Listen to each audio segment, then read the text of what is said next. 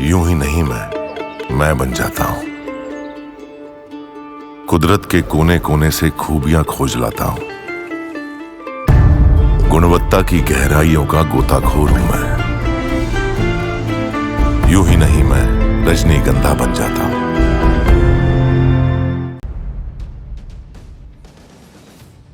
Hamas chief Yahya Sinwar की मौत के बाद पूरी दुनिया को एक उम्मीद बंधी थी कि इजराइल अब तो रुक जाएगा, युद्ध से ब्रेक ले लेगा, सीज फायर की तरफ कदम बढ़ाएगा।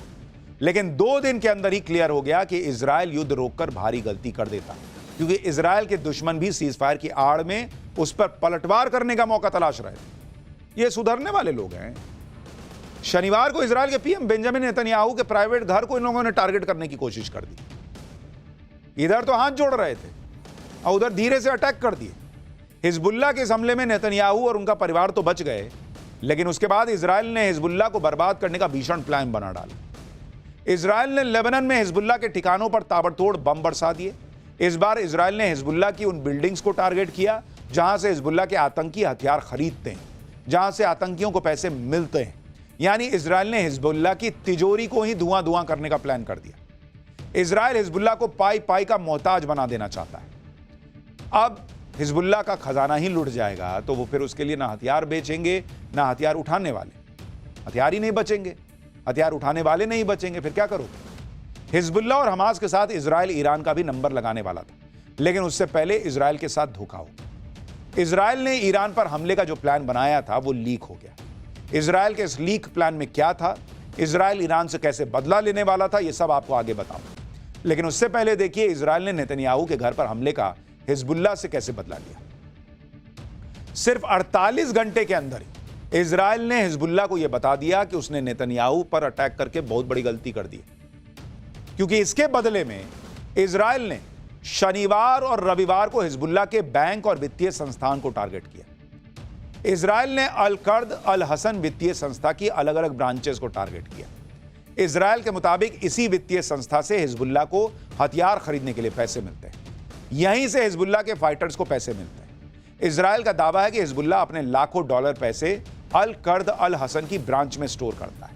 इस संस्था की लेबनान में 30 से ज्यादा ब्रांच हैं, जिसमें से 15 ब्रांच उस इलाके में थी जहां हिजबुल्लाह का दबदबा है। अल कर्द अल हसन खुद को एक नॉन प्रॉफिट संस्था बताती है। हालांकि अमेरिका और सऊदी अरब ने इस संस्था पर कई पाबंदियां लगाई हुई। साल 2019 में लेबनान में वित्तीय संकट के बाद से अल कर्द अल हसन लेबनान में बैंकिंग सिस्टम का एक विकल्प बन गया है। इजराइल ने इसी बैंकिंग सिस्टम की कमर तोड़ दी कि लाओ पैसा ही नहीं, अब कहां से खरीदोगे हथियार। इजराइल ने यह भी कहा कि वो जल्दी ही इस बात का खुलासा करेगा कि कैसे ईरान एनजीओ और बाकी संस्थाओं की आड़ में हिजबुल्लाह के आतंकियों को फंडिंग करता है।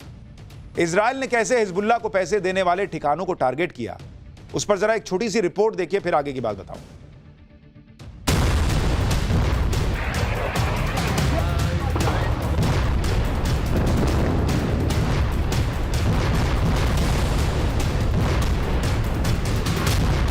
एक के बाद एक ताबड़तोड़ बमबारी। 15 मिनट के अंदर 14 स्ट्राइक। 2 दिन में 300 रॉकेट से हमला।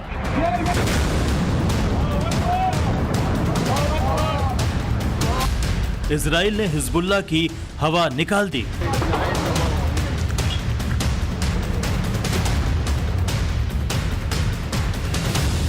हिजबुल्लाह को कुछ ही घंटों में समझ आ गया कि उसने इजराइल के पीएम नेतन्याहू को टारगेट करके कितनी बड़ी गलती कर दी है।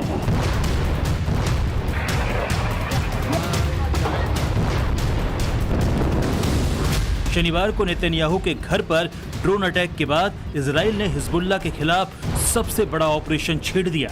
इजराइल ने बैक टू बैक स्ट्राइक में हिजबुल्लाह के ठिकानों को मिट्टी में मिला दिया।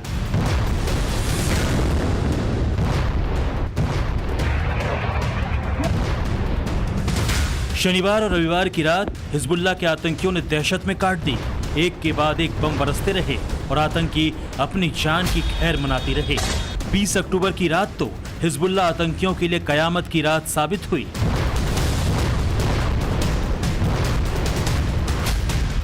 इजराइल ने हिजबुल्लाह को डंके की चोट पर चेतावनी दी कि वो हिजबुल्लाह को पैसे देने वाले बैंक और वित्तीय संस्थाओं को राख कर देगा। अगर हिजबुल्लाह में दम है तो उसे बचा ले। इजराइल ने हमले की जगह, हमले का वक्त और हमला कितना भीषण होगा सब कुछ पहले से ही बता दिया और हिजबुल्लाह को एक तरह से खुली चेतावनी दे दी कि अगर दम है तो अपने ठिकानों को बचा लो।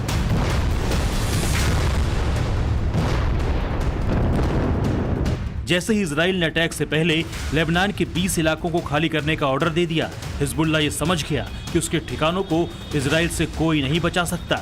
इजराइल की चेतावनी के कुछ ही पलों में बड़े पैमाने पर लोग लेबनान की राजधानी बेरूत से भागने लगे।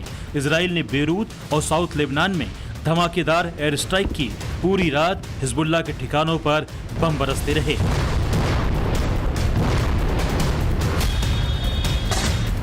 इजराइल ने इस हमले को जवाबी कार्रवाई बताया और ये कहा कुछ दिनों से हिजबुल्लाह इजराइल पर रॉकेट दाग रहा था। नेतन्याहू पर हमला करके हिजबुल्लाह ने बहुत बड़ी गलती कर दी, क्योंकि इजराइल की सेना अब हमास की तरह ही हिजबुल्लाह का भी हाल करने वाली। लेकिन इससे पहले आपको नेतन्याहू के घर पर ड्रोन हमले का वीडियो दिखाता हूं।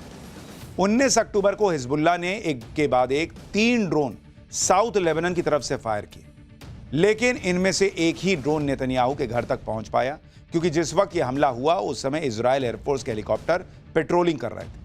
जैसे ही हेलीकॉप्टर के बगल से यह ड्रोन गुजरा, देखिए कैसे वो हेलीकॉप्टर जा रहा है, उसके बगल से यह ड्रोन गुजर रहा है। पूरे शहर में सायरन बजने लगा। हालांकि इस हमले में नेतन्याहू के घर का एक हिस्सा थोड़ा सा डैमेज हुआ, लेकिन कोई भी इस हमले में घायल तक नहीं हुआ। इसलिए अब इजराइल की सेना हिजबुल्लाह का नामो निशान मिटाने की तैयारी कर रही है। यानी नेतन्याहू को तो बाल भी बांका नहीं हुआ, लेकिन अब हिजबुल्लाह का जो हाल ये करने वाले हैं। वैसे तो इजराइल के पास एडवांस एंटी मिसाइल सिस्टम मौजूद है, लेकिन इसके बाद भी अमेरिका ने अपना सबसे एडवांस और सबसे महंगा एंटी मिसाइल सिस्टम इजराइल में भेजा हुआ है। दरअसल कुछ दिन पहले ईरान ने बैलिस्टिक मिसाइलों से इजराइल पर हमला किया, इसलिए अमेरिका इस मामले में कोई रिस्क नहीं लेना चाहता। अमेरिका ने जो एंटी मिसाइल सिस्टम इजराइल को दिया है उसका नाम है थाड, THAAD।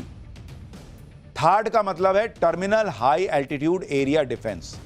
ये सभी तरह की बैलिस्टिक मिसाइलों को हवा में ही नष्ट कर सकता है। इसमें लगा रडार सिस्टम 800 से लेकर 3000 किलोमीटर से आने वाली कोई भी मिसाइल है तो उसका पता लगा लेता है। यानी इसकी रेंज में लगभग पूरा मिडिल ईस्ट आता है। दागो कहां से दागोगे, हम देख रहे हैं। इस मिसाइल सिस्टम के 4 हिस्से हैं, जिसमें 6 ट्रक माउंटेड लॉन्चर हैं, 48 इंटरसेप्टर हैं, इसके अलावा एडवांस रडार सर्विलांस है और एक टैक्टिकल फायर एलिमेंट है। इसकी कीमत 8000 करोड़ रुपए के करीब बैठती है। इसमें एंटी मिसाइल को फायर करने की पूरी प्रोसेस में 95 सैनिकों की जरूरत पड़ती है। 95 सैनिक लगते हैं अगर एंटी मिसाइल सिस्टम को प्रोसेस करना है। इसका सबसे खास फीचर यह है कि इसमें कोई वॉरहेड यानी विस्फोटक का इस्तेमाल ही नहीं होता। यह काइनेटिक एनर्जी के सिद्धांत पर चलती है, यानी यह मिसाइल अपने तेज फोर्स का इस्तेमाल करके अपने टारगेट को नष्ट कर देती है। इजराइल को एंटी मिसाइल सिस्टम देने की अमेरिका की दूसरी वजह यह भी है कि इजराइल किसी भी समय ईरान पर भयानक हमला कर सकता है। कुछ दिन पहले हिजबुल्लाह चीफ नसरल्लाह की मौत के बाद ईरान ने इजराइल पर कई बैलिस्टिक मिसाइलों से हमला किया था। इस हमले के बाद इजराइल ने ईरान पर हमला करने का पूरा प्लान तैयार कर लिया था। हैरानी की बात यह है कि इस हमले के पूरे प्लान में न्यूक्लियर अटैक की बात सामने आई थी, क्योंकि इजराइल का यह प्लान अमेरिका से लीक हो गया। इस प्लान के मुताबिक 8 से 16 अक्टूबर के बीच ईरान पर हमले के लिए इजराइल की तीनों सेनाओं ने फाइनल ड्रिल भी कर ली थी। इस ड्रिल में फाइटर जेट्स को हवा में रिफ्यूल करने के लिए KC-707 टैंकर जहाज से फाइटर जेट्स में ईंधन भरवाया गया। इसमें हवाई हमलों के साथ साथ जमीन के रास्ते से भी हमले की प्लानिंग थी। इतना ही नहीं, प्रॉक्सी वॉर के लिए स्पेशल फोर्स तैयार कर ली गई थी। सबसे हैरान करने वाला खुलासा यह हुआ कि इसमें इजराइल ने ईरान पर परमाणु हमले की भी प्लानिंग की हुई थी। लेकिन ईरान पर हमला करने से पहले ही इजराइल का यह सारा प्लान अमेरिका की सुरक्षा एजेंसी पेंटागन से लीक हो गया। दरअसल इजराइल अपने हमलों की खुफिया जानकारी अमेरिका, ब्रिटेन और ऑस्ट्रेलिया समेत 5 देशों को देता है, लेकिन यह जानकारी कुछ दिन पहले पेंटागन से लीक हो गई। हालांकि अब इसकी जांच चल रही है कि यह लीक कैसे हुई और किसकी लापरवाही से। हमास चीफ सिनवार की मौत के बाद अब इजराइल की सेना भी इसके खुफिया ठिकाने के वीडियो लीक कर रही है। इसमें सबसे हैरान करने वाला वीडियो सिनवार की पत्नी का है। इसके हाथ में 26 लाख रुपए का कीमती बैग दिख रहा है। सोचिए, टेररिस्ट की पत्नी के पास 26 लाख का बैग है और ये मासूम लोगों को टेररिस्ट बनाते हैं कि तुम जाओ एक काम करो, बम लगाओ और फट जाओ, और खुद की पत्नी को 26 लाख का बैग दे रहा भाई। दरअसल इजराइल के हमलों से बचने के लिए सिनवार जमीन से कई हजार फीट नीचे टनल में रहता था। इस दौरान टनल से गुजरते हुए इसकी पत्नी समर अबू जमार भी दिखाई दे गई। इसके हाथ में जो बैग था उसकी कीमत करीब 26 लाख रुपए बताई जा रही है। यह फ्रांस का लग्जरी ब्रांड है हर्मेस बिर्किन, इसका बैग है। कितने लोगों ने तो इसका नाम भी नहीं सुना होगा, कीमत तो छोड़िए। इनके बैग्स की कीमत ही करीब $5,000 से शुरू होती है। दुनिया के सबसे अमीर महिलाएं इस कंपनी के बैग को खरीदती हैं, लेकिन सिनवार की पत्नी के हाथ में इस महंगे बैग को देखकर लोग पूछ रहे हैं कि गरीब गाजा में 26 लाख का बैग आया कहां से भाई? भाई एक तरफ जहां गाजा में लोग भूख से मर रहे हैं, वहां हमास चीफ का परिवार 26 लाख का बैग लेकर घूम रहा है। आगे बढ़ने से पहले हमास चीफ सिनवार की सुरंग से क्या क्या मिला उस पर भी आपको एक रिपोर्ट दिखाता हूं। इसके बाद हमास लीडर्स की अय्याशी के कुछ और सबूत दिखाऊंगा।